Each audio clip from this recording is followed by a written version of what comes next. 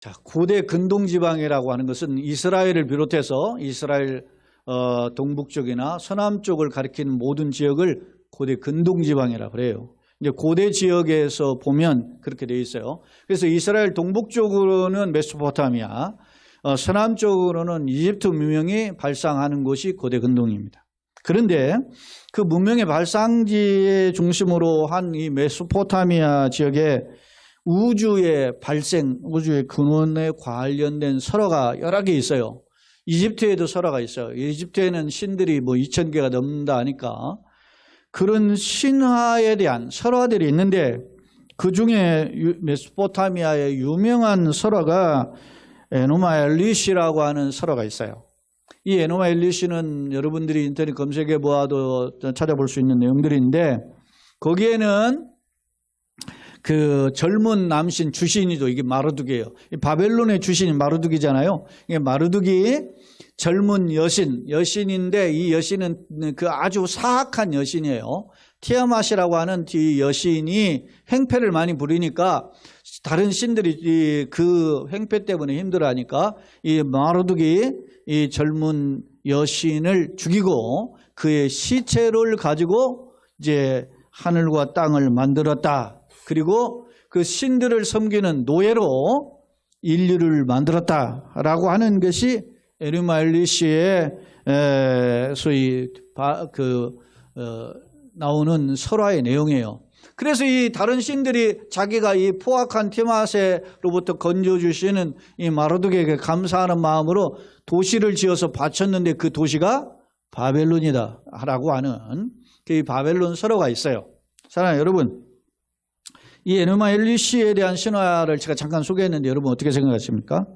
주목할 점은 이 에누마 엘리시에 따르면 인간은 신들의 노예로 사용하기 위해서 만들어진 존재에 불과하다는 점입니다. 그런데요, 성경에서 같은 고대 근동지방에 있는 중에 이스라엘 민족에게 주어진 하나님의 말씀 속에서 인간의 존재는 어떠한 존재입니까? 여러분 잘 아시는 창세기 1장 26절 27절 함께 읽겠습니다. 시작. 하나님이 이르시되 우리의 형상을 따라 우리의 모양대로 우리가 사람 만들고 그들로 바다의 물고기와 하늘의 새와 가축과 온 땅과 땅에 기는 모든 것을 다스리게 하자 하시고, 같이 크게 읽습니다. 하나님이 자기 형상 곧 하나님의 형상대로 사람을 창조하시되 남자와 여자를 창조하시고 라고 성경 기록하여, 하나님의 형상을 따라서 우리를 창조했다 이 말이 하나님의 형상을 소위 이마고 데이라고 하는 거예요. 이 이마고 데이는 하나님의 형상인데 이 형상이라는 것은 어떤 의미냐면 그 소위 말하면 하나님의 신의 성품을 따라서, 하나님의 신의 성품은 두 가지죠. 절대적인 성품과 상대적인 속성이 있는데 상대적인 성품을 우리에게 부어주셔서 하나님과 교통하기 위해서 창조되었다라고 표현하고 있어요. 다시 말하면 에누마 엘리시에서 창조된 인간은 신들의 노예에 불과하지만 성경 속에 창조된 인간은 하나님의 형상을 따라서 이마고데이, 하나님이 카피한 거죠.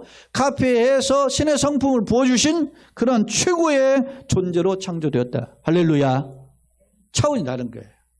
그런데 안타깝게도 인간은 이런 하나님의 신의 형상의 영광을 누리지 못했죠. 왜? 죄로 말미암아. 죄로 인해서 하나님의 형상을 상실했다. 그래서 이것을 신형상의 상실이다 이렇게 신학적으로 표현하고 있어요. 그런데요, 하나님께서는 은혜가 풍성하신 분이죠. 인간을 너무너무 사랑하셔요. 믿습니까?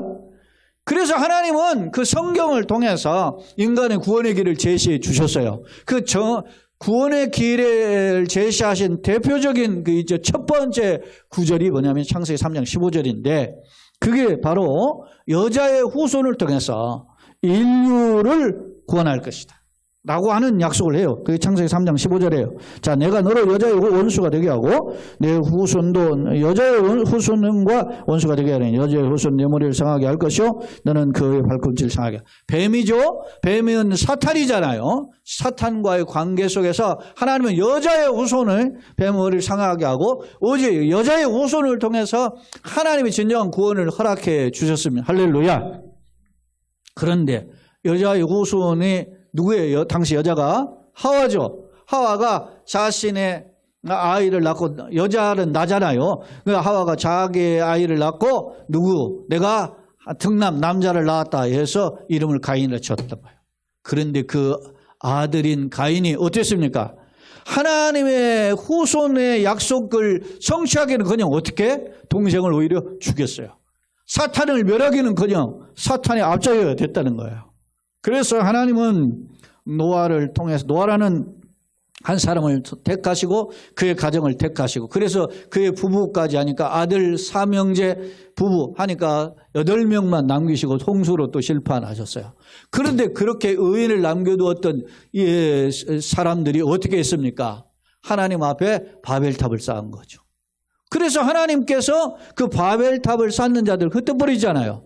흩어버린 중에, 그 중에 이제는 하나님이 이제는 어떻게 해요? 인류를 주도적으로 한 사람을 택했는데 그가 바로 아브라함입니다. 할렐루야. 이스라엘 역사는 아브라함부터 시작이 됐잖아요. 왜 아브라함이 그렇게 택함을 받았는지라고 하는 점을 우리는 주목해야 돼요. 다시 말하면 하나님은 하나님의 구원의 역사를 이루기 위해서 여자의 후손도 약속해 주시고 그들 가운데 이런 재앙과 징계를 통해서 또 회복을 통해서 그런 일들을 펼쳐주셨지만 인류가 그러한 선한 행실을 이행하지 못했단 말입니다. 구원의 길을 이뤄가지 못해요. 그러니까 하나님은 어떻게 했다는 거예요? 이제 주도적으로 누구를? 아브라함을 택해서 구원의 길을 열어가셨는데, 그 구원에 관련된 이스라엘 민족의 역사를 소개한 내용이 오늘 여호수아 24장 1절로 13절에 요약하고 있어요. 오늘 특징이 있어요. 자, 24장 1절을 한번 봅시다. 여호수아가 이스라엘 모든 지파를 세겜을 보고 이스라엘 장로들과 그의 수령들과 재판장들과 관리들을 부르며 그들이 하나님 앞에 나와 선지라 라고 표현하고 있어요. 여호수아가 지금 노년이 되어서 죽기 전에 이제 모든 이스라엘 지파의 수령들을 부어놓고 자기가 마지막 유언하는 내용이 24장이에요. 그런데 24장이 무엇을 이야기하느냐라고 하는 점을 살펴보면 주목할 점이 있어요. 자, 오늘 내용이 2절로 13절은 하나님의 역사에 대한 서머리, 요약이에요. 자, 그러면 하나님의 이스라엘 역사 속에서 어떻게 개입하셨는가? 시간 관계에서 제가 빨리빨리 한번 보겠어요. 자, 2절, 5절을 보면 여호수아가 모든 백성이 이르되 이스라엘 하나님 여호와께서 이같이 말씀하시기를 옛적에 너희 조상 아브라함이 그의 아버지 또 나홀의 아버지 데라가 나홀이나 아브라함은 형제고 그의 아버지 데라가 강 저쪽은 유프라데스 강을 가리켜요. 유프라데스 강 저쪽에 있는 그곳에서 그곳이 어디냐면 갈대아우르에 거주해서 다른 신을 섬겼어요. 다시 말하면 아까 말씀한 에노마 엘리시에 나오는 바벨론의 신들을 섬겼단 말입니다. 섬겼으나 누가? 3절에 누가? 내가 너희 조상 아브라함을 강 저쪽에서 이끌어내어 가나안 온 땅을 두루에 행하게 하고 그 시를 번성하게 하려고 그에게 누굴 줬어요? 이삭을 줬어요. 하나님 약속의 아들이란 말이에요. 그리고 이삭에게는 누굴 줬어요? 야곱과 에서를 줬고, 또 에서에는 세일산을 주었지만은 야곱과 그의 자손은 애굽으로 내려갔으므로, 이제 애굽으로 내려갔잖아요. 그 내려간 사람들이 야곱의 가족들이 76명이에요. 그런데 자, 5절 같이 읽어봅시다. 시작. 누가? 내가 모세와 아론을 보내었고 또 애굽에 재앙을 내려나니 곧 누가? 내가 그들 가운데서 행한 것 같고 그 후에 너희를 인도하여 내가 아브라함을 택했고 너희가 먹고 살려고 애굽에 내려갔지만 누가? 내가 너희를 애굽 땅에서 건져내었다. 할렐루야. 자, 또 6절 7절에 보세요. 6절 7절에 보면 6절에 누가? 내가 너희의 조상들 애굽에서 인도하여 바다에 이르게 한즉 애굽 사람들 병과 마법을 거들고 쫓아오죠. 쫓아오니까 홍해까지 쫓아오니까 너희 조상들이 나 여호와께 어떻게 해요? 살려주세요. 통곡하죠. 그럴 때 부르짖기로 누가? 내가 너희와 애굽 사람들 사이에 흑암을 두고 바다를 그들 이끌어 그들 덮었나니 내가 애굽에서 행한 일을 너희가 눈이 보았으며 또 너희의 많은 날을 광야에서 거주했다. 홍해를 건넜단 말이죠. 그리고 홍해를 건너는 중간에 애굽의 군대는 물로 수장시켰다. 누가 했다는 거예요? 하나님이. 자, 8절로 10절 보십시다. 또 서두에 누가 이야기해요? 내가 또 너희를 인도하여 요단강 저쪽에 거주하는 아모리 족속의 땅에 들어가게 하며. 자, 이스라엘 백성 요단강 들어가기 전에 요단 동편에 거주했어요. 그게 아모리 족속의 땅이라는 말입니다. 그들이 너희와 싸우기로. 이 사람들이 보세요. 아모리 족속의 두 대표적인 족속이 있는데 하나는 헤스본이고 하나는 바산인데 헤스본 왕 시혼이고 바산 왕 옥인데 바산 왕 옥은 철침상이고 2m가 넘는 2m 한 50이 넘는 침대가 이루어져. 오늘날에 이렇게 긴 침대 없어요. 거인이죠, 거인. 그리고 그의 창자는 배틀제와 같을 정도로 어마어마한 거인인데 이 사람들을 물리쳤다는 거예요. 그들이 너희와 싸우기로 내가 그들을 너희 손에 넘겨주며 너희가 그 땅을 어떻게 해요? 점령하였고 나는 그들을 너희 앞에서 멸절시켰으면. 또한 모압 왕 스포의 아들 발락이 일어나 이스라엘과 싸우더니 사람을 보내어 부올의 아들 발람 불러다가 너희를 주자. 다시 말하면 그 땅이 모압 땅이거든요. 그러니까 이스라엘 행군하는 것이 불안해하니까 마술사를 불러다가 이스라엘 저주케 하는 그 술사를 한 거예요. 그게 발람인데 그를 저주하게 하였으나 그러나 누가? 내가 발람을 위해 듣기를 원하지 아니하였으므로 그가 오히려 너희를 축복하게 했고 나는 너희를 그의 손에서 건져냈다. 다 누가 했다는 겁니까? 하나님입니다. 자, 11절로 이제 13절을 한번 봅시다. 같이 이제 가나안 땅을 이제 들어가려면 요단강 건너야죠. 요단강을 건너면서부터 역사를 또 11절로 13절 요약해 같이 읽어봅시다. 시작. 너희가 요단을 건너 여리고에 이른즉 여리고 주민들 곧 아모리 족속, 브리스 족속, 가나안 족속, 헷 족속, 기르가스 족속, 히 족속, 여부수 족속. 이게 소위 가나안 7족속이에요. 그 7족속이 너희와 싸우기로 내가 그들을 너희 손에 어떻게 넘겨주며 내가 왕보를 너희 앞에 보내며 그 아모리 족속의 두 왕을 너희 앞에 쫓아내게 하였나니 너희가 칼이나 너희의 활로서 이같이 한 것이 아니며. 같이 읽읍시다. 내가 또 너희가 수고하지 아니한 땅과 너희가 건설하지 아니한 성읍들을 너희에게 주었더니 너희가 그 가운데 거주하며 너희는 또 너희가 심지 아니한 포도원과 감람원의 열매를 먹었다 하셨느니. 할렐루야. 이게 뭡니까? 철저히 다 하나님 손에 붙들렸다. 믿습니까? 여러분, 올해도 우리가 지금 5개월 보내고 6개월째에 와 있지만 걸어갈 우리 인생길이 하나님 손에 있는 줄로 믿습니다. 내가 걸어온 길이 하나님의 손에 있습니다. 믿습니까? 이것이 진정한 신앙 고백이에요. 이걸 누가 죽기 전에 여호수아가 이스라엘 지도자들을 모아놓고 이 내용을 어떻게 해요? 다시 한번 리멤버 시킨 거예요. 상기시킨 겁니다. 그러면서 강조합니다. 뭘 강조한 거예요? 역사 속에서 모든 일이 누가 하셨다? 하나님이다. 아브라함을 택하신 것도 하나님이다. 자손들을 주신 것도 하나님이다. 출애굽시킨 것도 하나님이다. 그 홍해 애굽의 군대를 몰살시킨 것도 하나님이다. 그 거인족들을 물리친 것도 하나님이다. 가나안의 7족속을 물리친 것도 하나님이다. 할렐루야! 사랑하는 여러분, 여러분의 연령이 어떤 연령인지 여러분 각각 다 다르죠. 그러나 여러분의 걸어온 인생이 다 하나님의 손에 있는 줄로 믿습니다. 그래서 하나님께 감사하는 거예요. 여러분, 신앙생활은 어떤 신앙생활을 해야 되냐? 바울은 빌립보서 3장에서 뭐라고 했어요? 표대를 향하여. 표대를 향하는 자세가 딱 있어요. 뭐라고 했어요? 내가 지금까지 한 것은 뒤로 하고 잊어버리고 잡은 줄로 여기지 아니하고. 똑같은 말을 반복한 거예요. 지금까지 어떻게 살아온 거 중요하지 않아. 지금부터 어떻게 살 것이 더 중요한 줄로 믿습니다. 그런데 현실은 안 좋아요. 힘들어. 우리 교회도 똑같죠. 여러분 환경들도 그래요. 오늘도 제가 지금 아침에 건물을 잠깐 소독하는 관계, 정리하는 관계로 우리 예배당에 올라오시는 분들을 좀 쾌적하기 위해서 지하부터 1층까지 이렇게 내용들을 좀 정리하는 중에 2층에